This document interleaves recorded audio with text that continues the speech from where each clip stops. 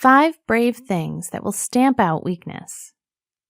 Weak is defined as liable to break or give way under pressure, easily damaged.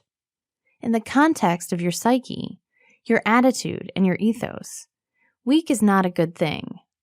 In most regards, weak is not a good thing. That's not to say that you shouldn't have any weaknesses at all. Weaknesses are normal. They're natural.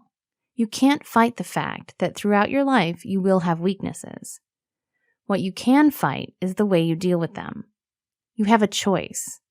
Live with your weaknesses or turn them into something positive and defeat them. 1. Follow your gut. It's hard to listen to your own voice when you're surrounded by other people's opinions. But more times than not, your instinct is what's best for you. It will rarely lead you astray. Stick to it. 2. Give yourself a good challenge. Mental strength is like physical strength. If you don't work out your muscles enough, you'll lose them. Over time, losing strength results in weakness. The same goes for your mind and your emotions.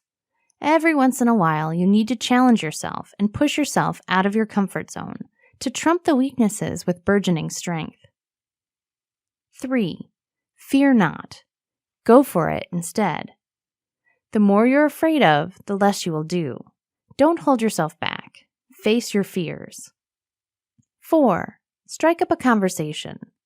An unconventional approach to conquering your weaknesses, but just the thing you need to do. The next time you stumble across a stranger with an inkling to strike up a conversation, go for it. You never know what you'll learn from someone new, and while you're at it, you'll put yourself out there, which will beat your weaknesses in the long run. 5. Work on your mindset.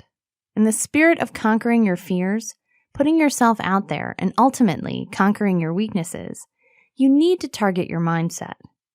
What are you spending your time thinking about? Are you positive more often than you are negative?